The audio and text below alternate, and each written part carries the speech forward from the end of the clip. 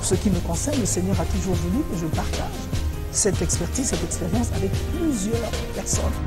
Les églises nées des pères fondateurs en Afrique souffrent énormément, soit de ce qu'on appelle des problèmes d'héritage, soit des problèmes de succession, exact, et sont inféodés, c'est-à-dire sont infiltrés par des pressions extérieures qui ont toujours eu pour objectif l'effacement de la doctrine même des pères fondateurs.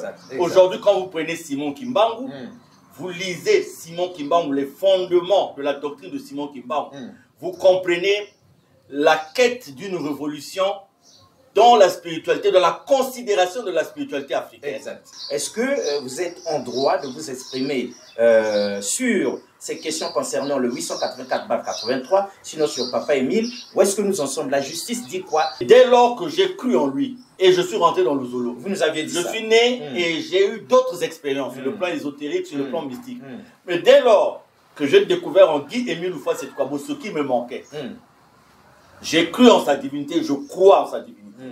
À partir de cet instant, quand il me dit qu'il fait de moi le gendarme de son association, de 2006 à 2008, Jean-Pierre Bikinou Bissombolo et les autres qui sont là, ils savent que la plupart, la grande partie des orientations du maître viennent par ma modeste personne. La justice avait dit que Bikinou Bissombolo n'avait pas la qualité de faire ce qu'il avait fait, de prendre ses notes.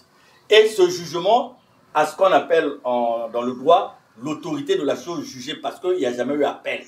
Donc le délai d'appel était épuisé et nous avons obtenu le certificat de non-appel. Donc le débat était clos. Donc le juge à la cour d'appel s'est assis sur ce défaut de qualité pour dire que Jean-Pierre Bikinou Bissombolo n'a pas qualité de faire. Ce qui veut dire que toutes les actions qu'il a engagées à gauche et à droite, il a peut-être engagé en son nom, mais ça n'engage en rien ni Guy Émile Houphouët-Sékou, ni l'association de Zolo Amo OPH. Pour ce qui me concerne, le Seigneur a toujours voulu que je partage cette expertise, cette expérience avec plusieurs personnes.